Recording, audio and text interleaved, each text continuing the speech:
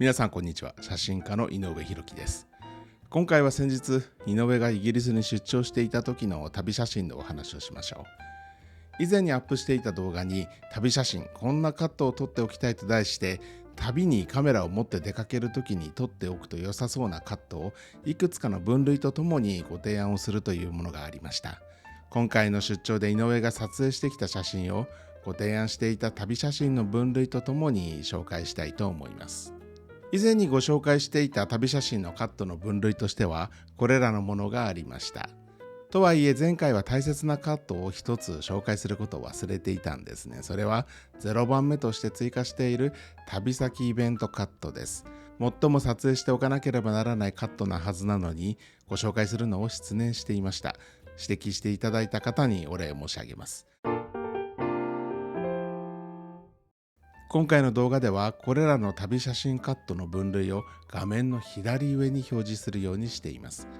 この分類は旅先で何を撮っておこうか考える時の指針になることと思います。さあ、そろそろ出発しましょう。まずはじめにご紹介するのがこの移動カット。旅の醍醐味は目的地だけでなく、その途中にも魅力がたくさん隠れています。移動中の一瞬一瞬の記録が旅の思い出を一層豊かにしてくれることは、カメラを手にして旅をされたことのある皆様には強い共感をいただけると思います。こちらは井上の自宅の近所にある旭川空港での一枚。機内で撮影する時のお気に入りの構図です。明るい窓と薄暗い機内というカメラにとっては厳しい状況なのですが、手にしているカメラを試すようなこの撮影をしてしまうものです。さあ、こちらも移動カット。羽田空港のターミナル3です。夜の空港の国際線ターミナルの雰囲気は独特です。これから始まる旅への期待や緊張だけでなく、雑踏の中で聞こえてくる外国語の響き、そして様々な人々とすれ違う時に感じる様々な匂いのせいもあるかもしれません。今回は飛行機に乗った時からイギリス気分になれそうな英国航空と燃油サーチャージなしの激安コロンボ経由のスリランカ航空で迷っていたのですが、その後に発生した様々な事情から日本航空で飛ぶことになりました。日本を出てからひたすら東へ飛び、アラスカやグリーンランドを抜けて14時間。来そうにイギリスの街並みが見えてきました。緑の多さにテンションが高まります。こんな時飛行機の窓にレンズをくっつけて風景だけ撮るのも悪くないのですが、少しレンズを窓から引いて、あえて窓枠を画角の中に入れた構図を撮っておくというのも臨場感が急に高まって旅の思い出を一層豊かにしてくれる一枚になるかもしれません。今回の旅の最も大きなイベントは老舗オークションハウスでのセールでした。井上がかつて販売していた写真プリントが様々な方々の手元を転々と渡りながらオークションに出品されることがあります。今回はフィリップスロンドンに出てきたという話を聞いて今回の旅が決まりました。こちらは典型的な旅先イベントカットと言える一枚でしょう。きっと20年後、30年後の自分の中でじわじわと価値が出てくるのかなと思う一枚です。こちらはそのフィリップスロンドンの内覧会での一枚。ジャケットを着ていくのを忘れるという失態付きです。ブレッソン氏、アンセル・アダムス氏、杉本博氏、荒木信義氏などの作品とともに自身の作品が並んでオークションにかけられているのは何とも言えない緊張感があります。ありがたいことに今回も無事に落札いただきました。こうやって自身の作品を気に入ってくださった方々のもとを転々としていくのを見るととても嬉しい気持ちになります。感謝するばかりです。大きなイベントが終わったら遊びに歩きましょう。こちらはロンドン自然史博物館での一枚。このホールをこの目で見ておきたかったんですね。旅写真カットの分類で言えば地域の建造物カットでしょう。お客様が帰って静まり返るはずのこの博物館の中で様々な出来事が起きる、そんな映画がありましたが、そういう想像したくなるのがとてもよくわかります。展示されていたものを見ると、そうですね、かつて世界史の授業で教わった大英帝国ぶりを感じるものでした。ちょっと移動してロンドン市内を流れるテムズ川に架かるタワーブリッジを撮影しています。ただただタワーブリッジを撮影するのではなく、真っ赤なロンドンバスが通っていることに加えて、さらに何らかの要素を入れたくて待っていたんです。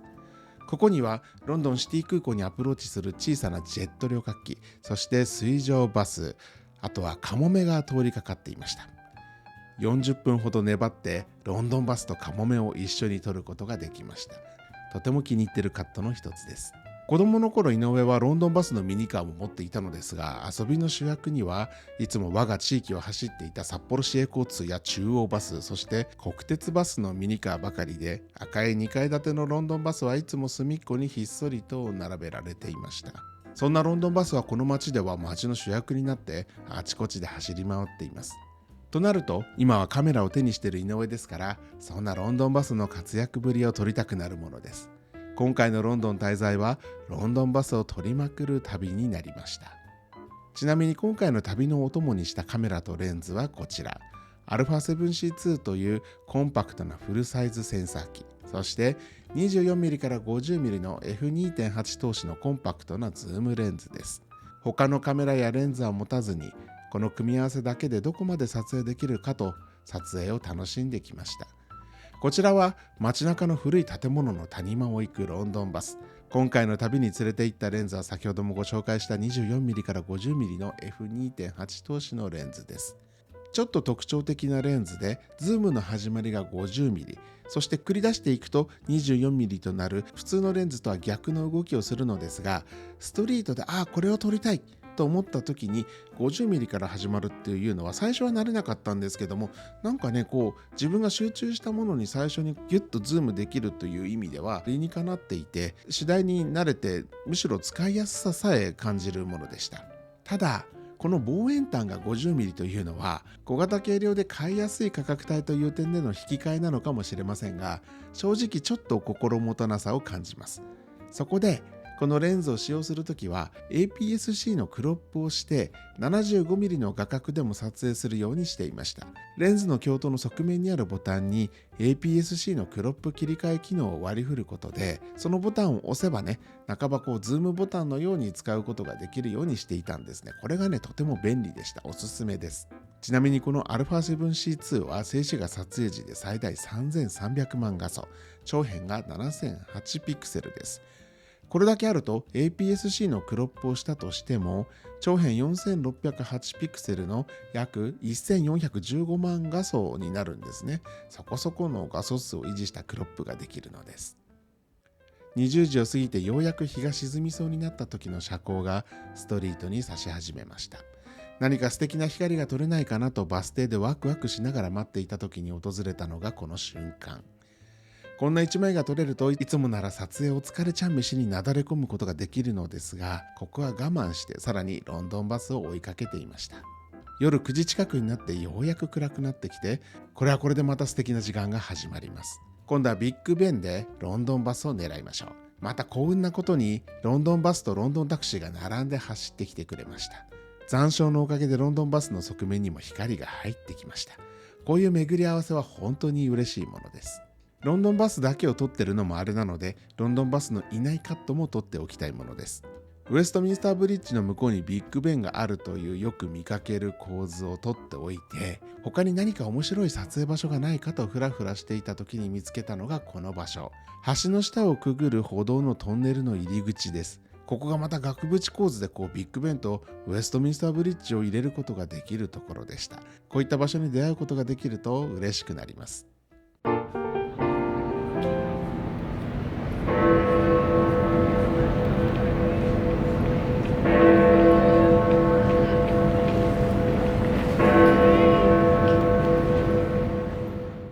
次のカットを見ていきましょう。深夜になっても人通りが絶えない路地で、地元の飲食店と怪しげなスーベニアショップが軒を連ねて深夜営業している不思議な光景です。正面に照らされた建物を見ると、ロンドンでよく見かける雰囲気の建造物。これらの2つの要素を APS-C のクロップをして 75mm の画角に閉じ込めています。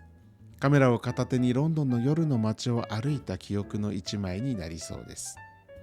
トラファルガー広場へ続く緩やかな坂道をぐいぐいと走るロンドンバス。そのぐいぐいとした走りは遠心力でカーブの外側に傾いた車体のこの角度で感じていただけることと思います。いかにもロンドンという感じの霧雨が降っていたことで、鋭い逆光になるヘッドライトが少し柔らかい感じになって、一層かっこいい雰囲気になってくれました。この1枚は今回の旅で最も気に入っている1枚です。では次行きましょう。食いしん坊カット。食いしん坊カットとして何を取っておくべきかという本末転倒気味な観点から決めた朝ごはんがこちら。定番のフルイングリッシュブレックファストです。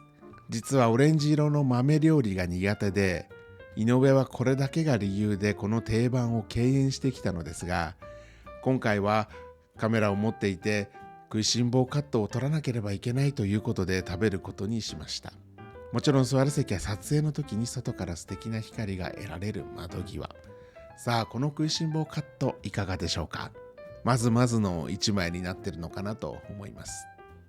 今回のイギリス旅でどうしても見ておきたいものがあったので、今度は鉄道での移動をします。鉄道発祥の地イギリスの鉄道では自転車と共に乗車できるという素敵なルールがあるようで、あちこちで自転車を見かけました。こちらは朝霧の駅のホームでそんなシルエットを1枚撮ったものです。ロンドンから電車と車を乗り継いで3時間、中世のまま時が止まったような小さな町レイコックにやってきました。井上がどうしても見たかったのはこの建物の中央にある出窓なんですね。見えますでしょうか。こちらは井上が大学の講義で使っている資料のうちの1枚です。ヘンリー・フォックス・タルボット氏は写真の発明者の一人であって、この出窓はネガポジ法が発明された時に彼によって撮影されていたものです。タルボット氏の名前にフォックス、狐が入っているところもなんとなく親近感が湧くものです。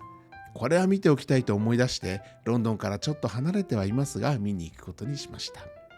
さあ、いよいよ出窓とのご対面。ファインダー越しで露出を外の明るさに揃えて見た時の感動はなかなかのものでした。タルボット氏による発明の時、彼が手始めに何を取ったのか。それが窓から見える風景ではなくて、彼が残した手記の中に約200枚のガラス片を数えることができたという言葉が残されているように、窓そのものだったということはとても示唆に富んでるなと、そんなことを思いながら実物に対面する感動を味わっていました。そう忘れていたんですね。まだ撮っていなかったのが動物カット。ロンドンにも多く生息しているというキツネを撮りたかったのですが、なかなか会うことができませんでした。郊外に行ってもそのキツネたちにはなかなか会うことができない中、古代からの巨石群が並ぶ土地でお仕事をしている子羊と会うことができました。今回は 24mm から 50mm という動物撮影には厳しい短さの焦点距離のレンズでしたが、APS-C のクロップをすることで最大 75mm の画角で撮影していくことでそれをしのぐことにしました。子羊が口をもぐもぐやっている時に素敵な一枚を撮ることができたなと思いますね。ちょっとこれ可愛いですよね。古代から残る巨石群を構成する巨石に乗ってめーっと鳴く子羊。雲が低く流れる鈍い色の空の下で、これはまたじわじわと来る動物カットの一枚を得ることができたなと思います。ロンドンの郊外でホームステイをさせていただいたお宅の周辺では、緩やかな丘や農地が広がっていました。間違いなくキツネがいそうなのですが、見かけることができていたのはウサギとキジばかりでした。いつかこの緑豊かな土地でキツネを撮りたいと思っていたところ、伝統的なかやぶき屋根の上にいたんですね。見えますか？キジを狙ってるシーンでしょうか。この土地に間違いなくいると確信できたひとときでした。楽しい時間はあっという間に過ぎるもので、もう帰国です。ヒースロー空港を飛び立つ機捜から井上が探していたのは快調コンコルドの姿でした。音の速さの2倍の速度で飛行できる超音速旅客機です。今では営業運航を終えて開発国だったイギリスのヒースロー空港やフランスのシャルル・ド・ゴール空港に保存されています。いつか乗ってみたいと思ったのに叶わなかった機体ではありますが、この目で見ることができるならその度に見ておきたいものの一つになっています。長いフライトを終えて東京上空に戻ってきました。南風が吹く午後3時以降に羽田に戻ってくる便はいいもので、東京都内上空をぐるっと回るコースで羽田空港へアプローチしてくれます。眼下には高田馬場駅、また明後日から右側に見える大学のキャンパスでの講義が始まります。今回の旅で撮ってきた写真を学生と一緒に見ようと現実に戻るのでした。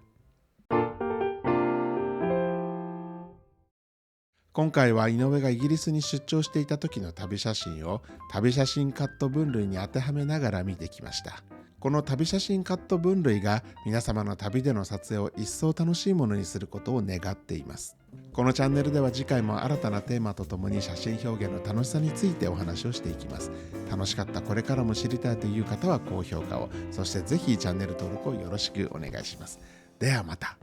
そして気づいたこれ、ロンドンバスのレゴ。ね。ではまた。